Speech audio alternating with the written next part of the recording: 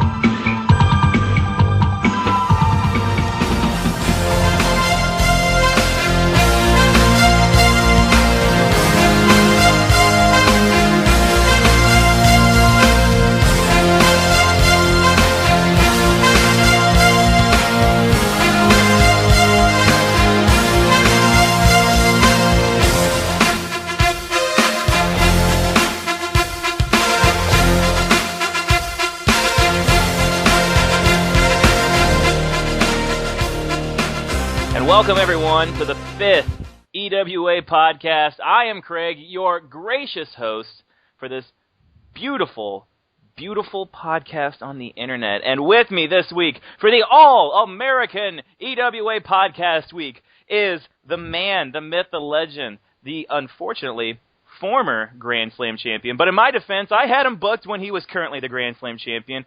Bryce, it is a pleasure and an honor to have you on the podcast. Thank you for joining us. Thank you for having me. Yeah, it's great. Thank you. Oh, American in that. Yeah, great. Oh, I fit in well. This is the first time I've heard you talk. You're not American. Yeah, you're right. I'm actually. Yeah, I'm Scottish. Yeah, believe it or not, just like Steve. No, now hold on a second here. You play an American character, Kurt Angle. Yep. And you're not American. No, not at all. My only option was Drew McIntyre, so I decided not to go with him. Well, then I implore any American listening to this podcast to go out there and take Drew McIntyre right now. Oh. That's right. Consider this the start of World War III. If I'd have known you were Scottish, oh man, there's a lot of egg on my face. This was supposed to be the all-American version of this podcast. Sure, I kind of spanner in the works there. Sorry about that. Oh, boy. Now I have to go find a translator. I'm just going to have to wing half of this. Do you understand what I'm saying? Aye, okay, the new. Aye, I do. Aye. Oh, my God, what did he just say? Okay, listen, I'm just going to go on. We got a lot to talk about. WrestleMania is in the books. It's behind us. Thankful, yeah. Yes. Now, did you get a chance to watch WrestleMania? Did you watch it live? I did not watch it live, and I'm pretty happy for that, to be honest with you. Did you hear or did you see that the WWE live stream on its website crashed for 2 hours, and people that went to watch it online didn't even get to start watching it until 2 hours after it started, and then it started playing it from the very beginning. Did you see that? I didn't hear that. No, I didn't even know they had such a thing. Yeah, that's right. You could go to WWE.com and stream it live to watch it, so if you didn't have to use your local pay-per-view provider. But as soon as the first match hit, as soon as Sheamus came out, the whole feed just died for 2 hours, and people were just sitting there they didn't know what to do, and so they 2 hours later they just started it from the beginning. There you go. Yeah, that's awful. All right, let's talk about WrestleMania. Was there anything good that came out of WrestleMania? To be honest with you, I'm happy. I'm happy the Shield won. I think everyone's happy that the Shield won. Mm-hmm. CM Punk Undertaker was the best match by some stretch. Wasn't exactly hard. The rest was just bollocks, wasn't it? Yeah, I feel like you're right. Punk Undertaker was the best match of the night. and yet at the same time, that's really not saying a whole lot because no, it's competition, is there? The card was so awful. Again, we find out the night after that The Rock got hurt during the main event match. Or supposedly walked out. Yes, supposedly. What does that say about The Rock if that is true? Because that will make 2 WrestleManias in a row that he's suffered some sort of injury during his match. He's a bit fragile, isn't he?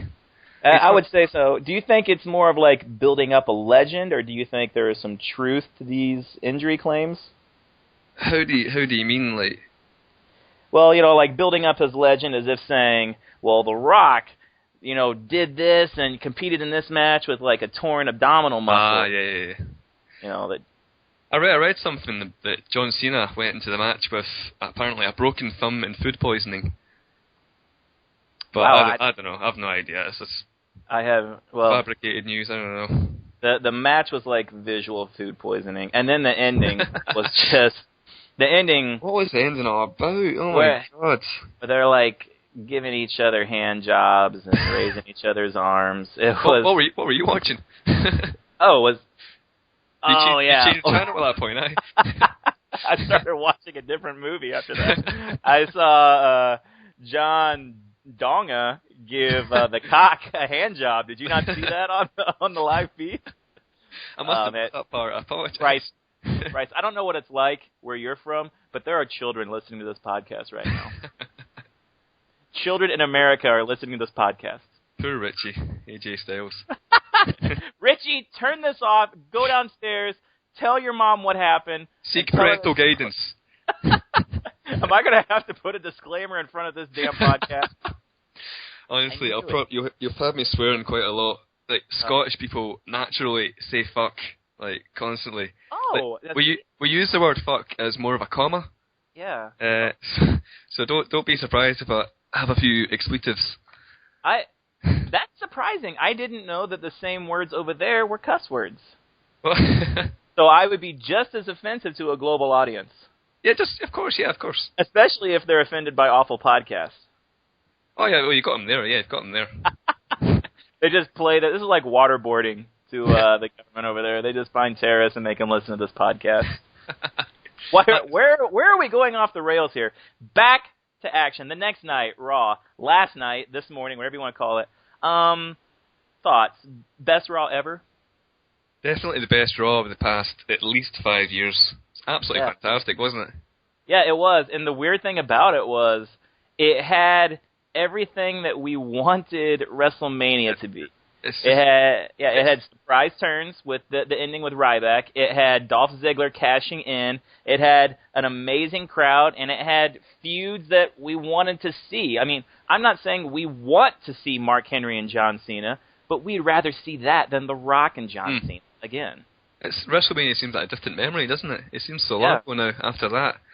But the whole show, start to finish, was absolutely fantastic.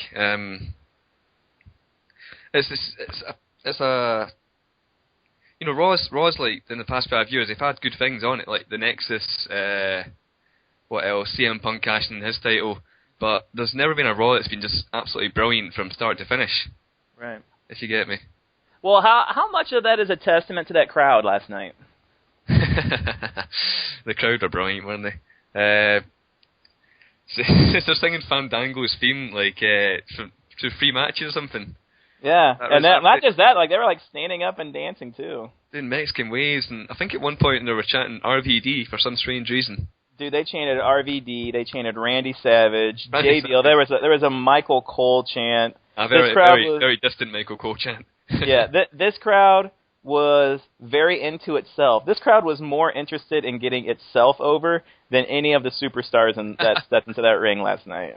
Did you notice when Big Show came in during the Randy Orton Sheamus match? They're like, thank you, Big Show. Yeah, and then like he threw the chairs in the ring, and they wanted him to try and throw the last one in the ring. Yeah, one more chair. Great crowd last night. If you haven't seen the show, I implore you, go find a torrent, go find a feed, just watch the show from start to finish. Easily one of the top 5 Raws I've ever seen, and definitely the most enjoyable experience I've had watching a Monday Night Raw in a long time. It was nice to see people there having a good time, and hopefully it carries over into the shows later on down the road. let's switch gears. Let's talk about you for a bit. You're 21 years old. I am, yes. You're a young lad. How long have you been around the EWA? Oh God, I'm pretty sure I joined here when I was just 15. Yeah. Back in I think 2006 or something now, and that was when I joined as William Regal, and I was absolutely god awful at the time. Yeah. And I'm still god awful today. If not much has changed, but yeah. Now you joined as William Regal. Have you had him on lockdown since you got to the EWA back in 2006? He's always been my character. Yeah, I'm pretty sure I'm the only William Regal, but I might be wrong. And have you come and gone with other characters before? I've flirted a bit with other characters. Yeah. Like Mosh came back, and then Mosh went away, and then Mosh is back again. I'm trying to think of other ones I've played. I was originally Colt Cabana, believe it or not. Oh, really? Back in the day, it was me and Dylan as Al Snow and Colt Cabana.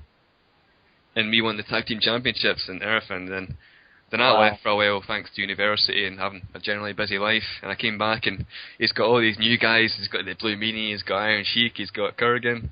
He's got an orange. He's got D'Lo Brown. Yeah, I mean, there's no level that Dylan won't steep to in order to try and get the BWO over. And it's really sickening, to be honest. His role play is absolutely fantastic. I can't knock the guy down. Yeah, I love his role plays. I hate to get sidebarred again, but seriously, how can you not read those and just either, one, sit there and go, what the fuck? Like, what the fuck is he doing? Or just two, just like laugh. And really, they're the same reaction. Yeah, trust me, I've met the guy in real life. I know what he's like.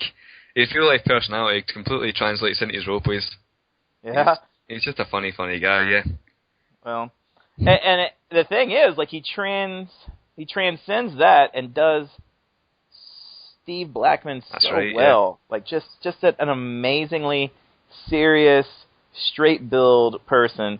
Like, if there were two polar opposites of characters in EWA, like, it would have to be Al Snow and Steve Blackman, and the same guy runs both of them. That's a testament to Dylan as a writer, to be honest. It's the fact that it's Steve Blackman as well, perhaps one of the most bland characters in professional wrestling history, and he puts so much life into him as well.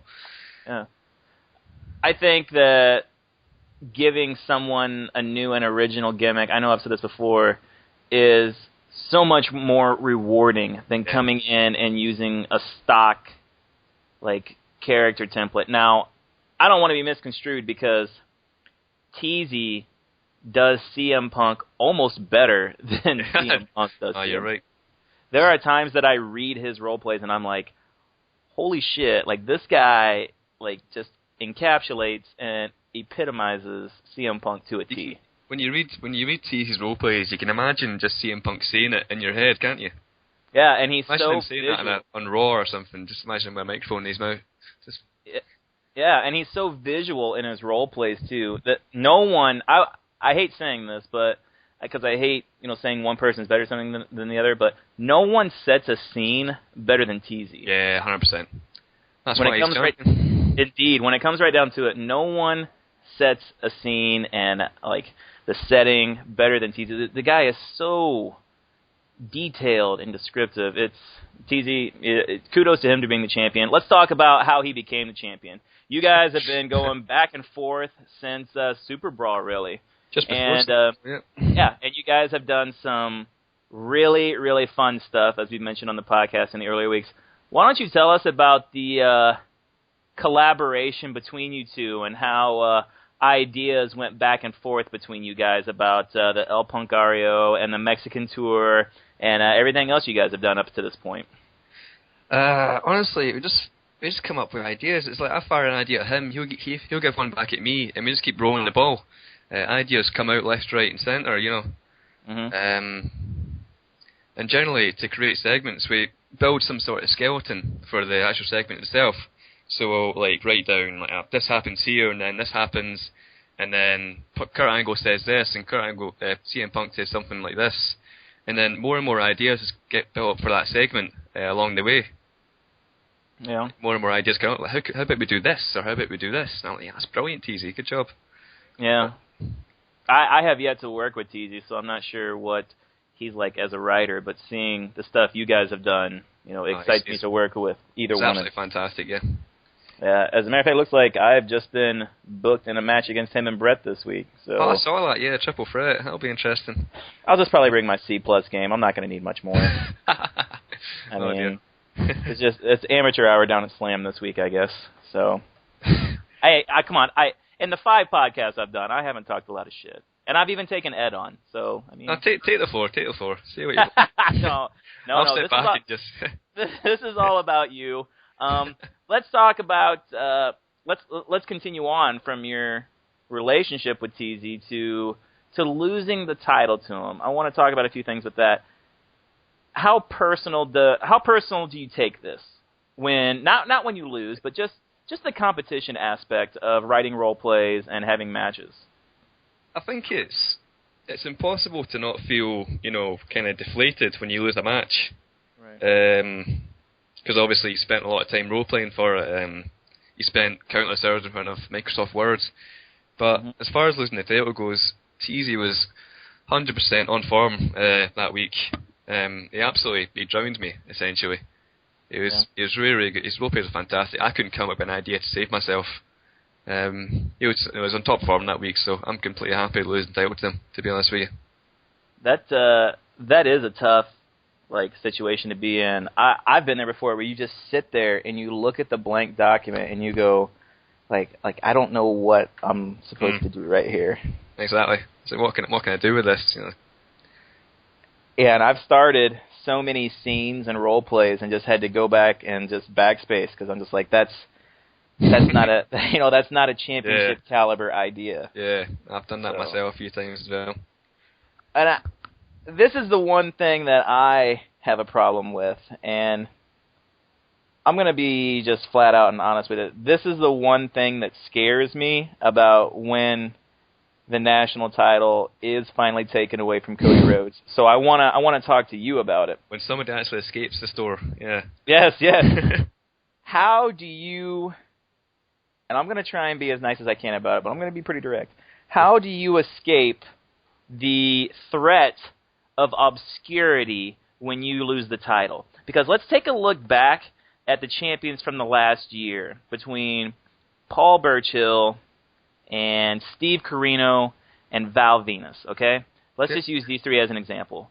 All three, when they lost the title, where do you go? Because you kind of feel like you're above the national title level, but you can't throw yourself into the Grand Slam title scene again. Now you have your rematch with CM Punk coming up in a Hell in a Cell at Undisputed.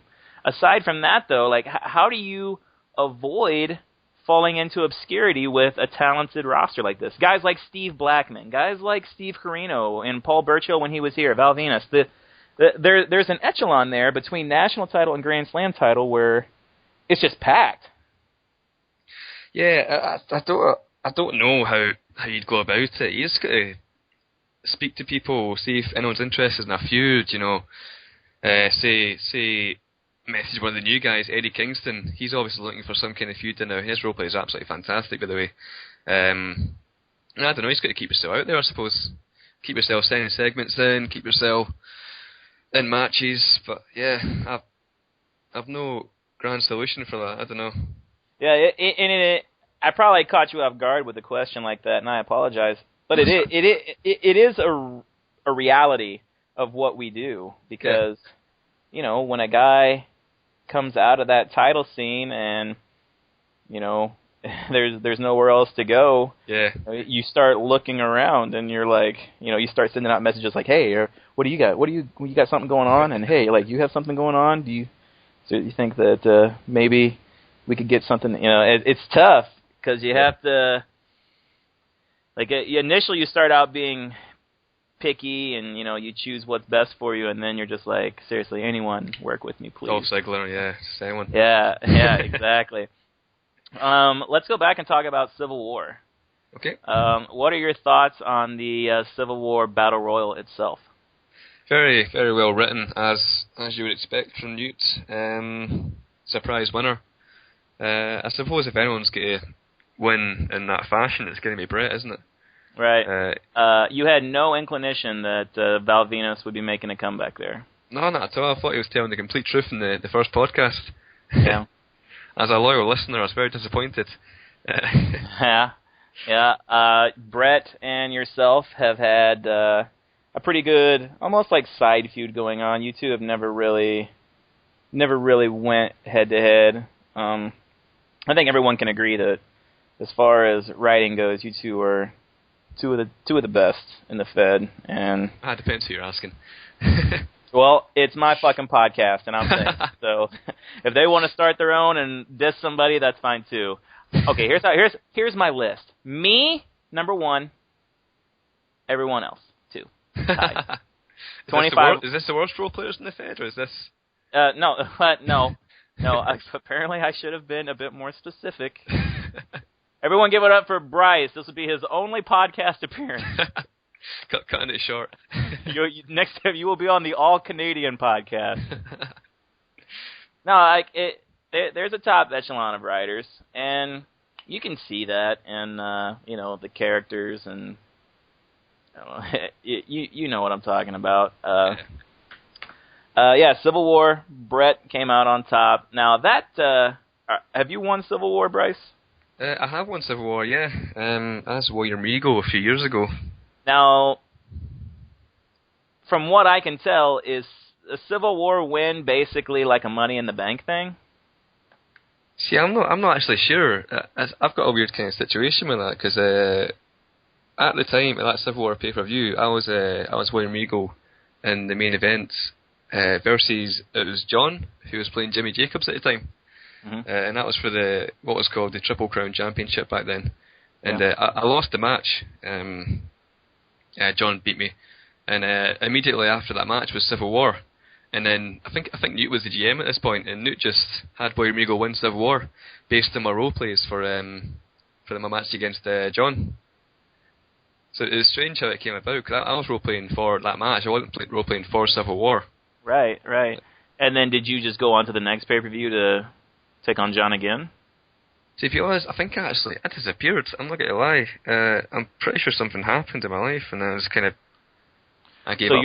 So you're telling me that potentially William Regal could still be holding on to a Money in the Bank contract from winning Civil War? Free 4-year contract, Ladies and gentlemen, breaking news on the EWA podcast: William Regal has a title shot that he can cash in at any time. You see what happens when you come on the podcast, guys? I get you title shots. Let that be a lesson to everyone. Everyone, I'm going to have 45 PMs after this podcast gets posted. I might be on next, yeah. Yeah, everybody want to come on. I'll be on every week. And get their title shots. What's something about? You were also Shark Boy as well, right? Yeah, that's right. I was Shark Boy, yeah. I totally forgot about that. That slipped my mind. Yeah, and you... When I got to EWA last year, you were in the midst of a big feud with Steve Blackman. Yeah, that was a lot of fun. That was. I remember coming in and reading that and going, wow, this was like some pretty incredible creative stuff going on here. You guys are really doing some good work then. Yeah, it was really good fun. Just the comedy character versus the serious character. Limited potential for any feud. And this is something I didn't intend on bringing up, but I'm going to now, because I remember reading one of the very first role plays I read whenever I got here was a Shark Boy one where he was having a dream. Stone Cold. Yes, the Stone Cold one. Now, I want to talk to you. Well, how do you see role plays in the world of eFeds? Do you see them as reality television-based things where, like, this is something the fans are going to see? Or do you see it as just they're not being filmed and it's just an abstract version of, like, this is just life going on outside of them being in the ring? I suppose the latter.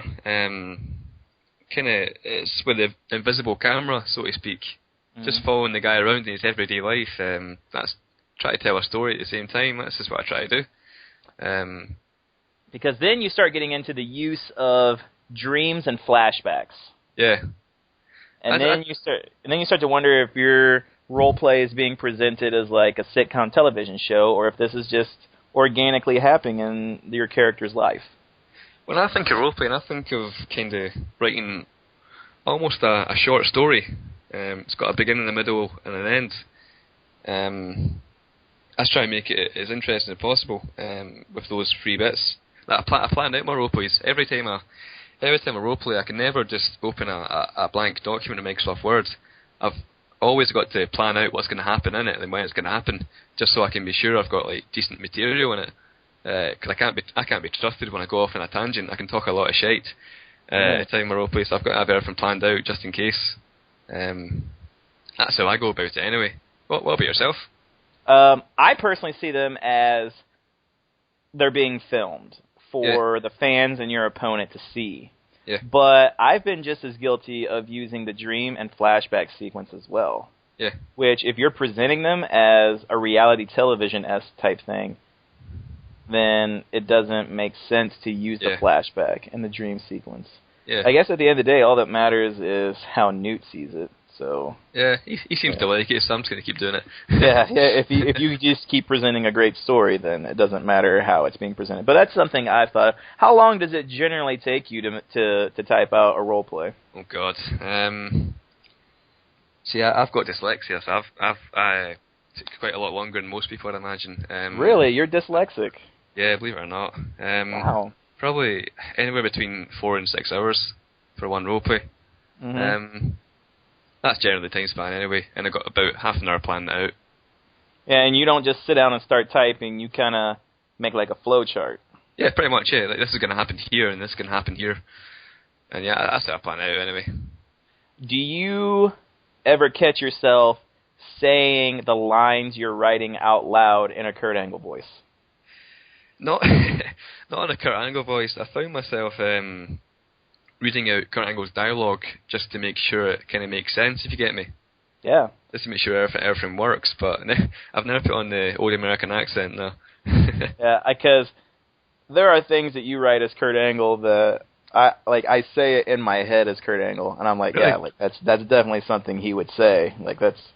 That's to a T. I personally say, I don't say them out loud. I just kind of like mutter them under my breath, but I say it with like some real swagger and cockiness to them. Like I want it to come across like this. Yeah, it definitely does as well. Definitely.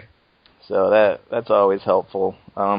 Yeah, I'm more of a sit down and just open up Word and start writing. And as a scene comes to me, then I start filling in the gaps there. But once again, not about me. This is about you. And speaking of this being about you, it's time for our game this week. Are you ready for this? No, but go for it. Well, this game is called Wrestler or Superhero. Wrestler or Superhero.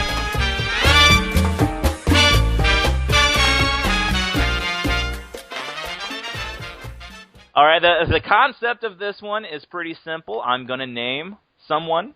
I'm going to give you a name. I'm not going to name someone. I'm not a parent. I'm not a doctor. Do doctors name babies? Aside. Babies can be named after doctors? I don't know. That is true. That is true. And there are probably a couple doctors on this list. Anyways, I'm going to give you some names, and you're going to tell me if they're a superhero or a wrestler. Go for it. Okay? And every one that you get wrong, you have to send me £5, which we talked about before this podcast starts, relates roughly to about $1,000. I cool it. We'll go for it. Go for it. All right. I've got my bank card next to me. Let's go. All right. So just send me your PayPal information. We'll get this taken care of. All right. Let's start out with an easy one, okay? The Mountie. Wrestler. That is correct. One-man gang. Wrestler. That is correct. Havoc. Superhero. That is correct. Roadkill. Wrestler. Yes, Chickens. Yes. That is right. Saba Simba. Oh, God. Superhero. That is a wrestler. Is it? Yeah, Tony. you remember Tony Atlas? No, because you're 21. Oh, Tony Atlas. He came back. He came back for like 2 weeks as this extremely racist African character that had like the spear and the shield and stuff. Really? Yeah. Was he not kicking about with Mark Henry at some point? Yeah, he was. Yeah, that was in like Yeah, like the mid to late 2000s. Yeah, that's right, yeah. The White Queen. Superhero. That is correct. Tombstone. Wrestling move. That's a superhero, though. He was an X. All right. Moira McTaggart. That doesn't sound like a superhero at all, so I'm going to go for a wrestler. That's a superhero. She was very close with Dr. Charles Xavier. Do you even watch movies over there? Jesus. All we have over here is Braveheart, honestly. That is true. The Mystery Man. That could be a wrestler. Yes, it is. Yes, could be any potential mystery opponent, I don't know. Yes, it is. The Missing Link. That's a wrestler, yeah. Yes, it was. And sidebar, the Missing Link scared the shit out of me as a child. I had one of those wrestling encyclopedias, not like the nice ones that they have now, but it just had like pictures of wrestlers in it. Yeah. And my parents would flip to a picture of the Missing Link, and it would scare the bejesus out of me. Like, I had to rip the page out, and like I had to burn it. I was like 6 years old, and I had to burn a picture of the Missing Link because it scared the shit out of me. He's dead now. Is he dead now? Oh. He died. Rest in peace. He can haunt you in your dreams then. He does. Vulcan. Superhero. Yes, that is a superhero. That is true. Batman. Top wrestler. Yes, he was actually. Yes, look it up. What? Yes, he was both. They had a wrestler based on the Batman character back in the late 60s or so. Because there's nothing that a McMahon wouldn't do for $1. The more you know. Exactly. Now, I grew up in the Attitude Era. Yeah. And that's kind of where I drew my inspiration as becoming a fan. But you're much younger than the Attitude Era. So what inspires you whenever you're writing? And you know, like what wrestling did you enjoy? Who did you enjoy growing up? Growing up, I was a massive Kurt Angle fan growing up. I was kind of started watching wrestling around the WCW Invasion angle, where Kurt Angle was the patriotic superhero kind of guy with his big milk truck. I grew up idolizing Kurt Angle, and then as I got older, I went into more technical wrestling. So William Regal, Chris Beck, him, those kind of guys, yeah. That's cool. So it's crazy to think that like there's an 8-year difference between us, and the Attitude Era is just like a footnote for you. Like, it's not something that you even consider when you're like, when was the greatest wrestling era you can remember? And anyone my age is like, well, it's the fucking Attitude Era. Yeah. It's like Stone Cold, it's The Rock, it's Triple H. And you came in at a time after that, and you've had to endure some crap. But have you watched the WWE since the Invasion angle, or have you been on and off again with it? How do you mean? Well, I mean, like, have you consistently watched it since you began back in 2001, or have you gone away for like a year and come back? Oh yeah, no, I've been watching it on a constant basis. Yeah, Raw every week. So there's been some tough times. So yeah, you sat through like Katie Vick and stuff like that. So. that was crazy for me. I was a 14-year-old boy watching Triple H dressed as Kane. I'm trying to remember what he did now. He was like, there was like a casket there, and he got in the casket. Oh God, you're right. Yeah. That was kind of one of the moments we hope your parents don't walk in at that time. Indeed, because I assume you were masturbating to it. Of course, yeah. Because you were wasn't everyone?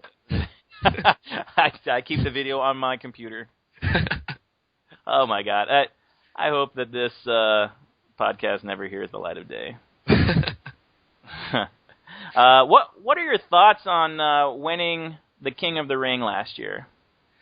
That was I felt great, but I also felt kind of down for Dan as well, because Dan's roleplays were absolutely fantastic, and he put out 5 roleplays that week, and I don't think he won a single match. Yeah, that was rough. He lost to me and you that week. Is that right? And I felt really bad for him too. Them's the breaks, I suppose, eh? I guess his loss is our gain. He's not listening to this shit. Up yours, Dan. Yeah, get up. America, Scotland. USA. What? No. And then from King of the Ring, you went on and Night of the Living Damned on the Bastard Forum. You beat Steve Blackman. Yeah, that's right. And then that That was a good pay-per-view. And then you went on to Super Brawl, and let's just put it out there. What were your thoughts on the ending of Super Brawl?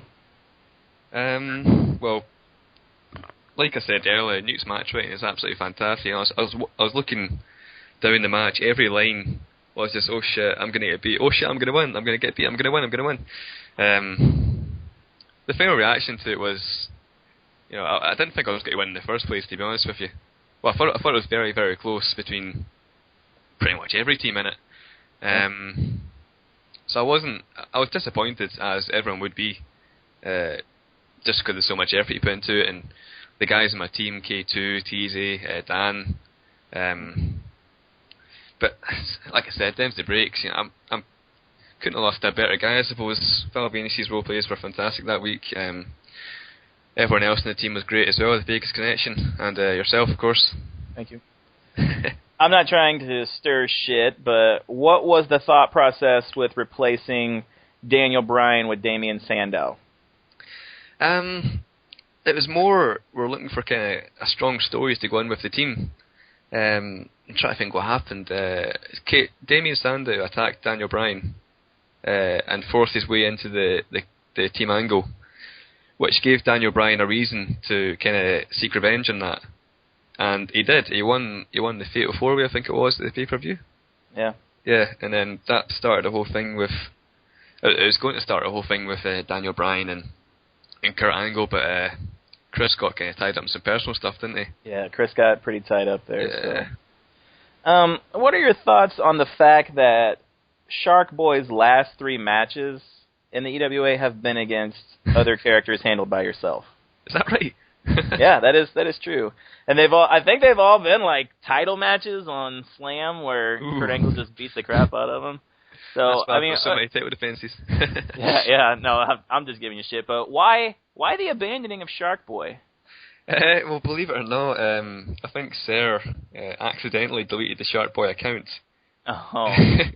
So I don't actually have his role plays anymore. I'm pretty sure he got the account back, but there's like 2 role plays left in it that have been salvaged from the old forum. But that was one of the main reasons. You just didn't have anything, and you're just like, yeah, well. Pretty much, yeah. I had idea for Kurt Angle. Well, in fact, here's a fun fact actually. My original idea is to come back with a serious character. Well, Shark Boy's kind of a fun character rather than serious Kurt Angle.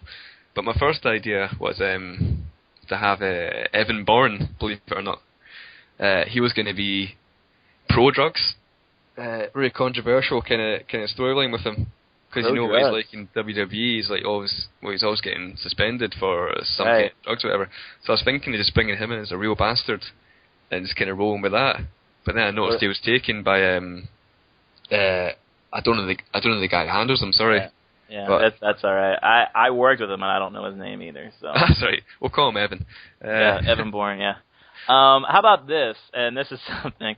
This is going to come out of left field on you, so I apologize. But you made the entourage signature for me, and I'm eternally grateful for that. One night, Jazz and I were going through your photo bucket, and we found a picture of the Scourge, and it was Mosh, Kurt Angle, William Regal, Khali. And the great Khali was in that picture as well. What's the story behind that picture? It was a picture of the Scourge, and it was just like Regal, Angle, Mosh, and then the picture of the great Khali is standing right behind. We laughed so hard at that. What's the story? Oh my god. And I can't remember what I was role playing for at the time, but in one of Kurt Angle's role plays, he goes to India to find an extra member of the Scourge. Because at this point, Kurt Angle's saving people. He's saving them from drugs or alcohol. And the story was that the great Khali, you see him in WWE these days. He can barely walk. He can barely walk down to the ring. So I was going to say that's all due to maybe steroids or maybe drugs or whatever. And I was going to. The idea was to save the great Khali and make him almost a credible wrestler.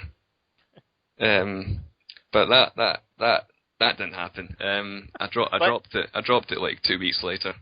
but you did have the idea. Like, it was there, and you made the signature. You were ready to go. You were ready to roll out this Kali thing. Yeah, I was. Kali's kind of hopeless, isn't he? You can't really do much with him. That's sad. Can you imagine EWA Grand Slam Champion, Great Kali? Great Kali. Couldn't be any worse than Mosh, I suppose.